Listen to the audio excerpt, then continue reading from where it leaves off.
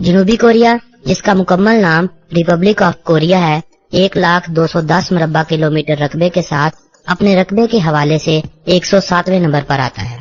5 کروڑ 8 لاکھ نفوس پر مشتمل یہ ملک اپنی آبادی کے حوالے سے دنیا بھر میں 27ویں نمبر پر آتا ہے۔ اگر ہم جنوبی کوریا کی تاریخ کی بات کریں تو اس ملک کی تاریخ 8000 قبل مسیح تک جا پہنچتی ہے۔ پہلی صدی عیسوی میں کوریا پر حکومت کرنے والے 3 بادشاہوں میں سے ایک بادشاہ گوگوریو، جس کی عوام میں مقبولیت گوریو نام سے تھی، اسی کے نام پر اس ملک کا نام گوریو رکھ دیا گیا، جبکہ بعد میں فارس سے تجارت کی غرض سے آنے والے تاجروں نے فارسی میں اس نام کو گوریو سے کوریا بنا دیا۔ گزشتہ صدی کے آغاز میں کوریا پر جاپان نے قبضہ کر لیا۔ اس قوم نے جاپان کی غلامی سے نجات کے لیے مارچ 1919 میں آزادی کا اعلان کر دیا۔ سالہ سال کی جدوجہد کے بعد اس قوم نے 15 اگست 1945 میں آزادی حاصل کی، اور صرف 3 سال کے مختصر عرصے کے بعد یہ جمہوریہ کوریا کے نام سے جانا جانے لگا۔ جاپان سے آزادی کے بعد بھی اس ملک میں خانہ جنگی قائم رہی، جس کے نتیجے میں 5 جولائی 1950 میں شمالی کوریا نے جنوبی کوریا پر چڑھائی شروع کر دی، جس کے بعد جنگ کوریا کا آغاز ہوا۔ یہ جنگ 3 سال تک مسلسل جاری رہی۔ اس جنگ کے بارے میں کہا جاتا ہے کہ اس جنگ میں شمالی کوریا کا ساتھ دینے اقوام متحدہ کے فوجی دستے امریکہ کی قیادت میں کوریا پہنچے۔ کہا جاتا ہے کہ یہ امریکہ کی پہلی جنگ تھی جو بہت محدود تھی، امریکہ کی پہلی ایسی جنگ تھی جو غیر اعلانیہ تھی، اور امریکہ کی پہلی جنگ تھی جو وہ جیت نہ سکے۔ جنگ کوریا دنیا کی پہلی جنگ تھی جس میں اس وقت کی 2 بڑی سپر پاور امریکہ اور روس بلا واسطہ طور پر لڑتی رہی، لیکن کامیابی نہ ملی۔ اس جنگ میں 37,000 کے قریب امریکی اپنی جان سے ہاتھ دھو بیٹھے۔ 1953 میں جنگ بندی عمل میں آئی، اور اس کے ساتھ ہی یہ دونوں کوریائی ریاستیں شمالی اور جنوبی 2 حصوں میں تقسیم ہو کر رہ گئیں۔ جس طرح 1971 کی جنگ میں مشرقی پاکستان سے الگ ہو کر بنگلہ دیش بن گیا۔ جنوبی کوریا کے بارے میں اگر دلچسپ معلومات کی بات کی جائے تو کوریا میں پیدا ہونے والا بچہ اپنی پیدائش کے دن 1 سال کا ہو جاتا ہے، جبکہ دیگر ممالک میں جب بچہ پیدائش کے بعد 1 سال کا ہوتا ہے تو اس وقت کوریا میں پیدا ہونے والا بچہ 2 سال کا ہو چکا ہوتا ہے۔ جنوبی کوریا میں پبلک پلیسز پر شراب پینا جائز ہے۔ دنیا کی مشہور و معروف کمپنی ایپل کے موبائلز آئی فون میں استعمال ہونے والی مائکرو چپ ساؤتھ کورین سیمسنگ کی ہوتی ہے۔ جنوبی کوریا کے لوگ نمبر 4 کو اپنے لیے ان لکی تصور کرتے ہیں۔ ان کا خیال نمبر 4 آنا ہماری موت ہے۔ نمبر 4 کی جگہ یہاں پر F استعمال کیا جاتا ہے۔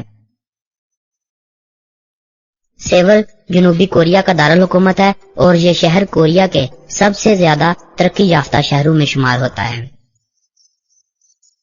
کوریائی جنوبی کوریا کی مادری اور قومی زبان ہے۔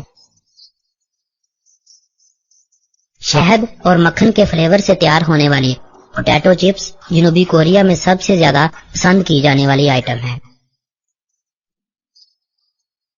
جنوبی کوریا میں کام کرنے والی کمپنیاں جن کا شمار دنیا کی سب سے بڑی کمپنیوں میں ہوتا ہے کچھ یہ ہیں: Samsung electronics, SK holding, Hyundai Motors, PESCO, LG electronics, Korea electric power, LG display, Samsung life insurance اور دیگر۔ جنوبی کوریا دنیا میں سب سے تیز انٹرنیٹ فراہم کرنے والا ملک مانا جاتا ہے۔ یہاں پر اوسطاً internet speed 34 MB per second ہے۔ جنوبی کوریا میں 95% لوگ انٹرنیٹ کا استعمال کرتے ہیں۔ دنیا میں میک اپ کا شوق رکھنے والے مرد سب سے زیادہ جنوبی کوریا میں پائے جاتے ہیں، جو کہ 1 سال میں اربوں روپے اپنے آپ کو خوبصورت بنانے پر لگا دیتے ہیں۔ جنوبی کوریا کو پلاسٹک سرجری کا گڑھ بھی کہا جاتا ہے۔ یہاں پر آپ کو ہر 5 میں سے 1 فرد ایسا ملے گا جس نے پلاسٹک سرجری کروا رکھی ہوگی۔ ہر سال لاکھوں لوگ جنوبی کوریا میں پلاسٹک سرجری کے لیے آتے ہیں۔ यहाँ पर आपको गली गली में प्लास्टिक सर्जरी के नाम से क्लिनिक नजर आएंगे। अगर आप जनूबी कोरिया में सैर पर जाना चाहते हैं तो जीजू आइलैंड जरूर जाएं।